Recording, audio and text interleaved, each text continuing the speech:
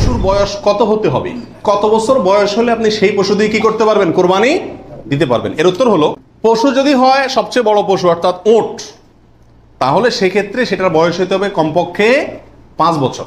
কত বছর? 5 বছরের নিচে যদি ওটের বয়স থাকে ওইটা এমনি জবাই করতে খাইতে পারবেন, কিন্তু কোরবানি হিসাবে কি করতে পারবেন না, জবাই করলে ওটা কোরবানি আদায় হবে না। গরু যদি হয় তাহলে সেক্ষেত্রে তার বয়স হইতে হবে কমপক্ষে 2 বছর। আর ছাগল, দুম্বা, ভেড়া এগুলো যদি হয় তাহলে তার বয়স হইতে হবে কমপক্ষে 1 বছর। তাহলে ছোট পশুগুলা 1 বছর, গরু 2 বছর, ওট 5 বছর। ছোট পশুর মধ্যে আবার দুম্বা, ভেড়া এগুলো যদি 6 মাসের বয়স, 7 মাস, 8 মাসের বয়সেরটা দেখতে 1 বছরটার মতো বড় দেখা যায় তাহলে চলবে, কিন্তু ছাগলের ক্ষেত্রে পরিপূর্ণ কি হইতে হবে, 1 বছর হওয়া লাগবে।